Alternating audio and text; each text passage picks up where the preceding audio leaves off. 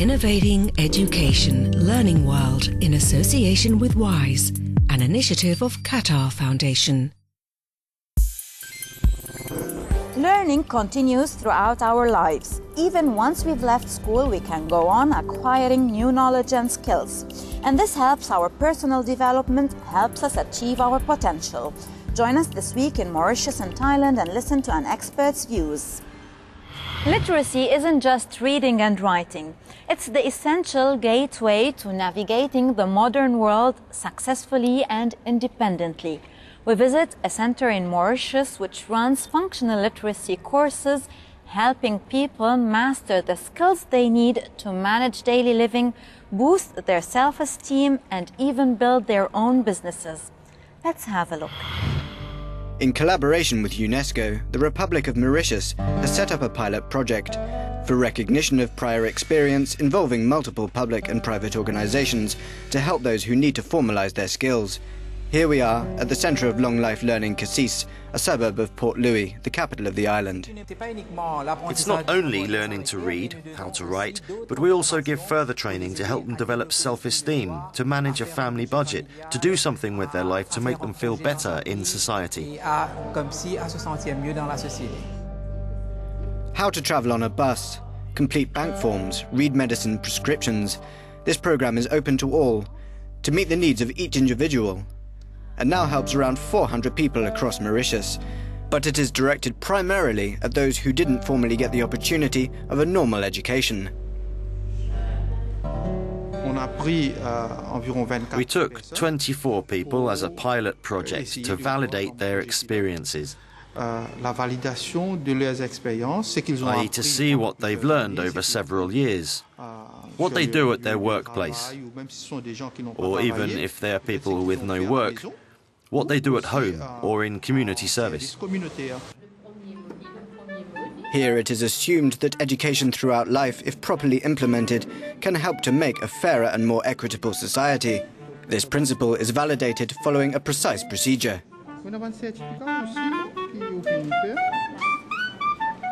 Maintenant, ces gens-là vont passer devant le jury pour éventuellement être validés. Now they'll go before a jury to be validated. They will get a nationally recognized diploma, and afterwards they'll have the choice to continue studying or start up their own business.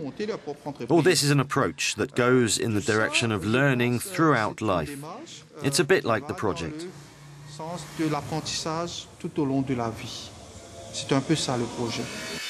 Through these courses, students also discover teamwork and motivation. When you're going to see a customer, you must at least be able to submit your work. You can be a very good worker and make beautiful things, but if you don't know how to present yourself and explain the work, then this is a problem. This is what motivated me to do this training.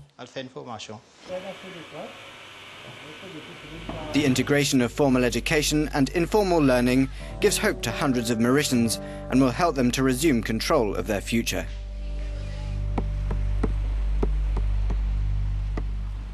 Rapid technology evolution and knowledge obsolescence make lifelong learning increasingly important, says Eva Tu, the president of the World Committee for Lifelong Learning. He explained to Aurora Velez how his committee's project aims to reach out and touch all the 7 billion people living on our planet today. Eva Tu, thank you for accepting our invitation. You're president of the World Committee for Lifelong Learning. The need to learn throughout life is an idea now generally accepted. But what does it mean exactly? In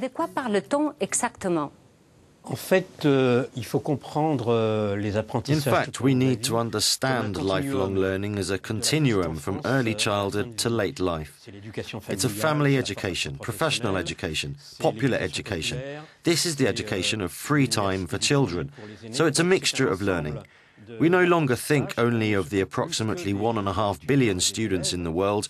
We take care of all 7 billion people. All the world is still learning.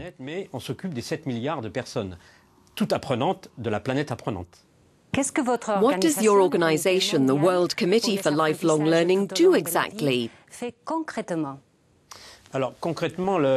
concretely, we're an NGO And we're conducting a study in partnership with UNESCO and in consultation with our delegates who are present in 80 countries on the concept of lifelong learning.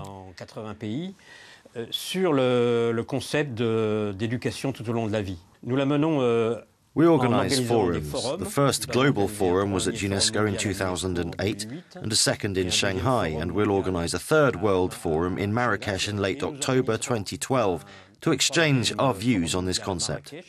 Fin octobre 2012 pour échanger nos points de vue sur ce concept. Why should we learn throughout life? There are three main reasons why it's necessary to learn throughout life.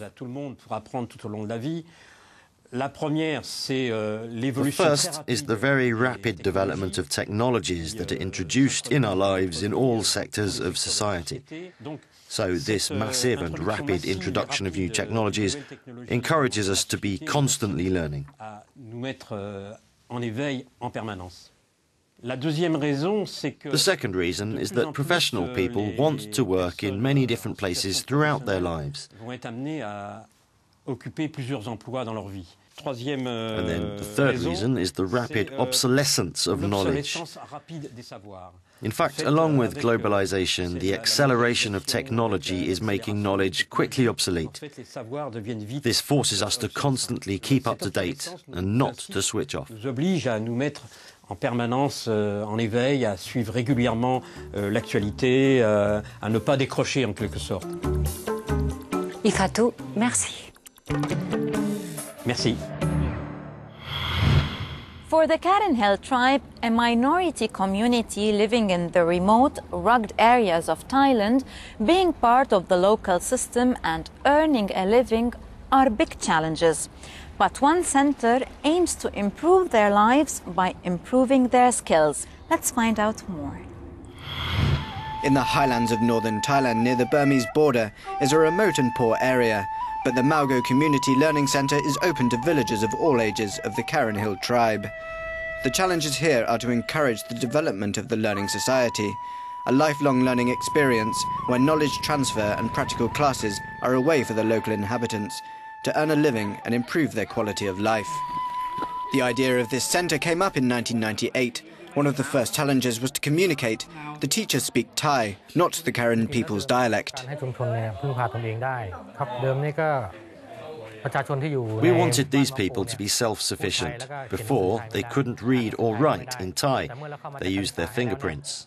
Since we came to organise the education system in the village, the adults can read and write.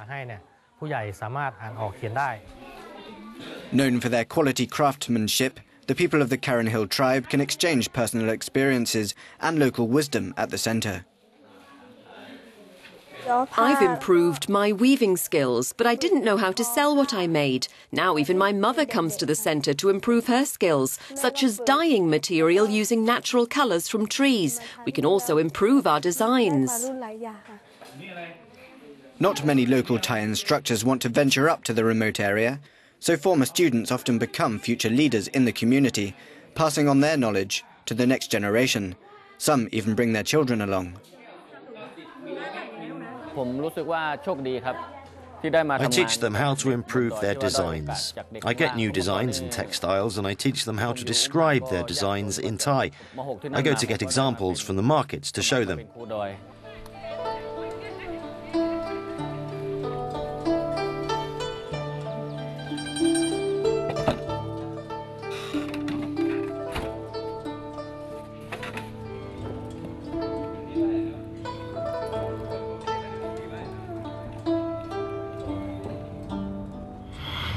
And finally, what's the best way to encourage lifelong learning?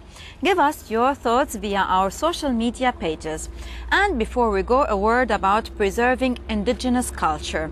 Some of you, particularly in Africa, believe that the continent is losing its culture because so many young people are turning to Occidental languages and traditions.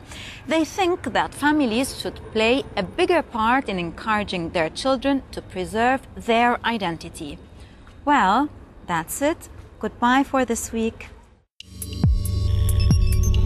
Learning World in association with WISE, an initiative of Qatar Foundation.